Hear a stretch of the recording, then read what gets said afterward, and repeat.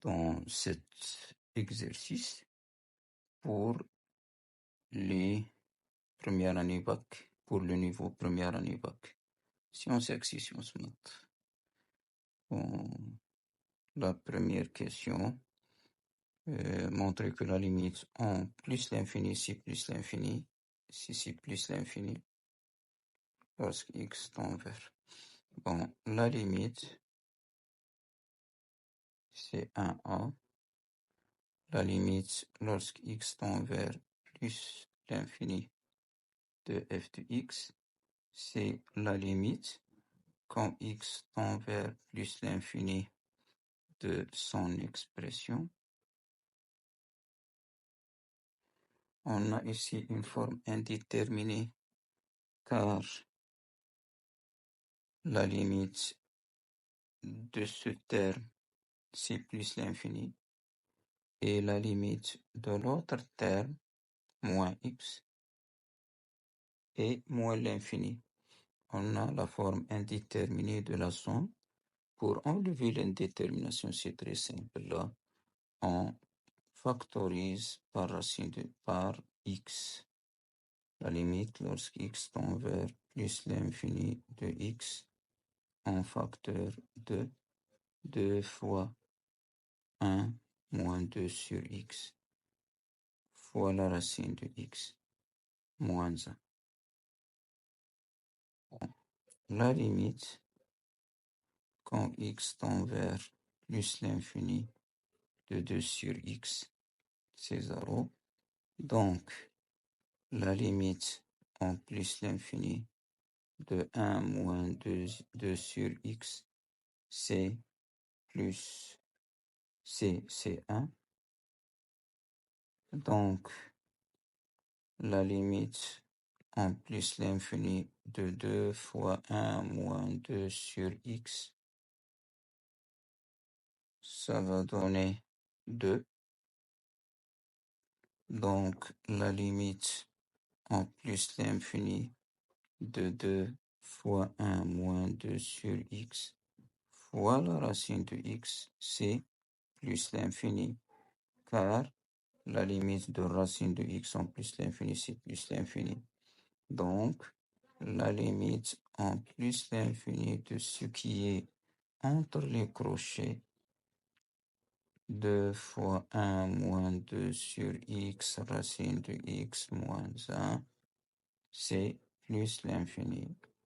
Donc, la limite du produit 2 fois 1 moins 2 sur x fois racine de x moins 1, c'est plus l'infini. C'est-à-dire que la limite en plus l'infini de f de x, c'est plus l'infini.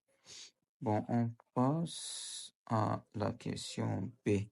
Dans la question B, il nous demande de déterminer la limite en plus l'infini de f de x sur x. Bon, je vais déjà factoriser là, écrire f de x sous la forme d'un produit de deux termes. L'un d'eux, c'est x. Ce produit, c'est f de x. Lorsqu'on le divise par f par x, il va nous rester 2 fois 1 moins 2 sur x fois la racine de x moins 1. Sa limite, c'est plus l'infini. Bon, puis interpréter géométriquement le résultat obtenu. Puisque la limite de f de x, c'est en plus l'infini, c'est plus l'infini, et la limite en plus l'infini de f de x sur x, c'est plus l'infini, alors CF admet au voisinage de plus l'infini une branche parabolique,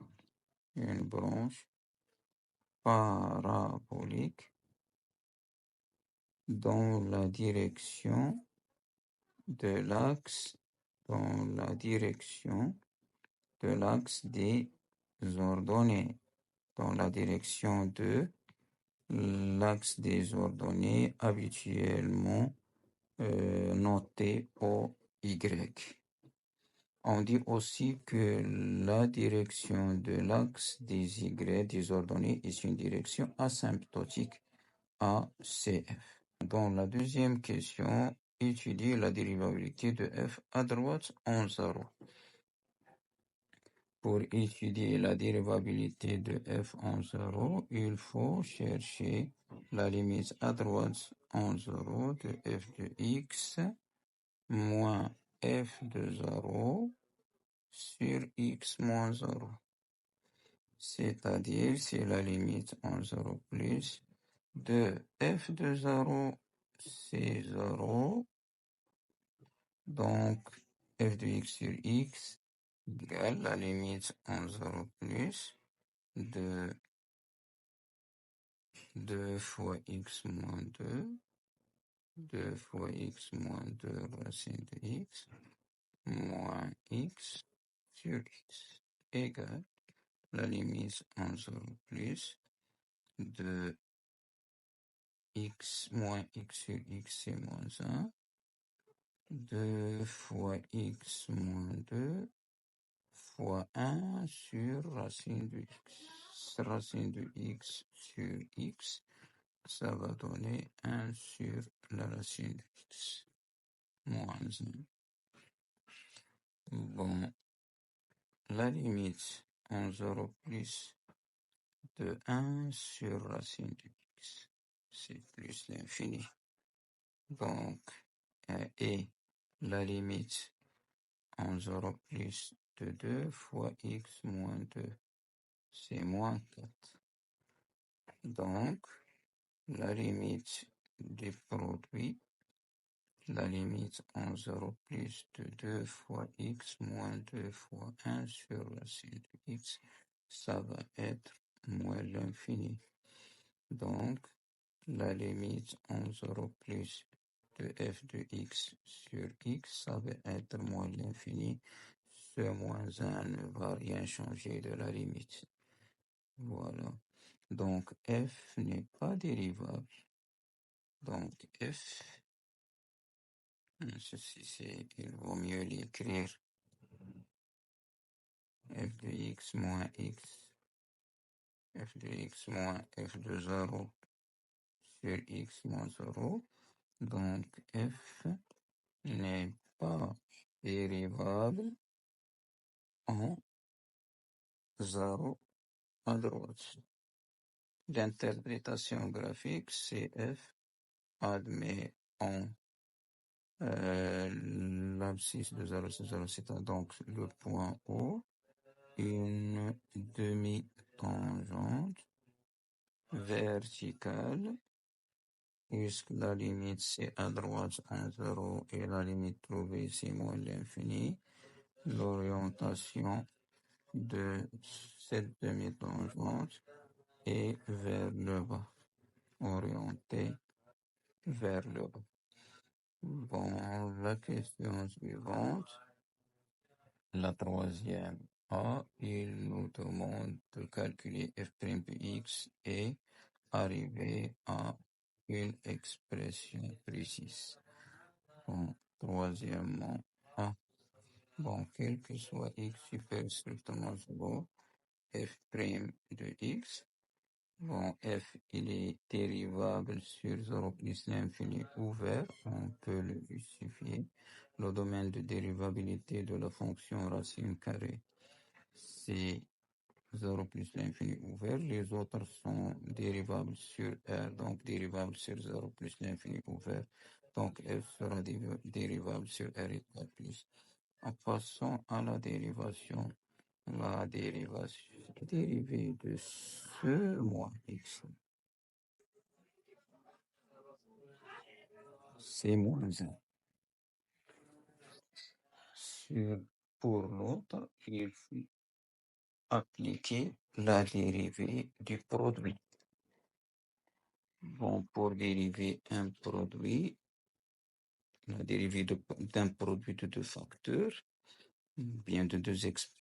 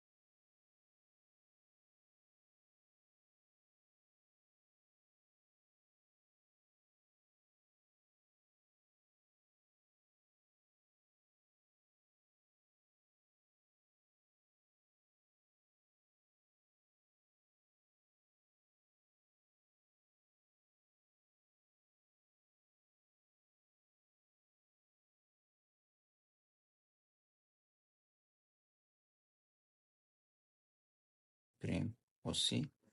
Lorsque x est inférieur à 1, f' de x est négative. Donc, la fonction f, elle est décroissante sur 0,1, croissante sur 0 plus l'infini. F de 0, c'est 0.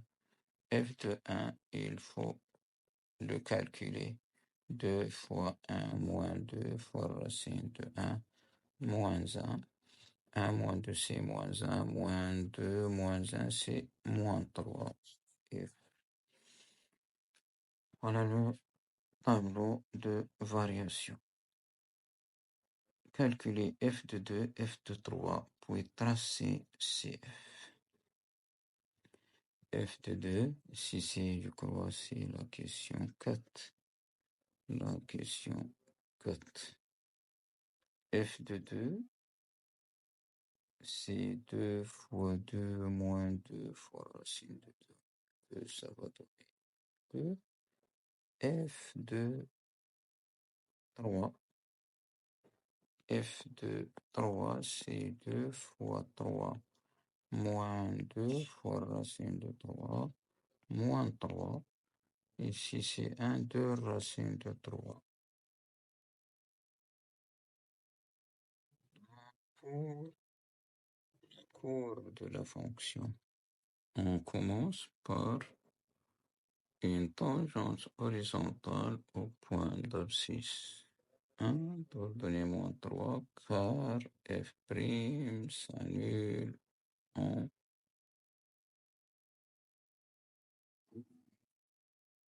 admet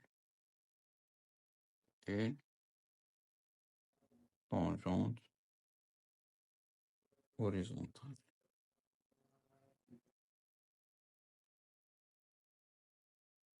Bon. En haut, 0, 0, nous avons dit que CF admet une demi-tangente verticale dirigée vers lui. Je peux maintenant construire CF entre 0 et 1. Ici, on a une tangente horizontale. Ici, une demi-tangente verticale. Voilà. Voilà. F de 2, c'est moins 2. Voilà, moins 2, c'est là.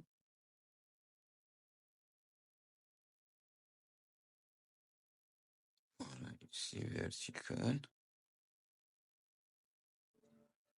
Donc, CF passe par ce point. F de 3, 10,46. Je ne vais pas arriver à 1,5. Là, c'est l'image de 3. 90. Voilà le point. Donc, CF passe par ce point. La nature, bon, la CF admet au voisinage de plus l'infini une branche parabolique dans la direction de OY. Donc maintenant, je vais respecter le fait qu'on a une tangente horizontale là et passer par les points et continuer comme ça. Voilà le cours de F.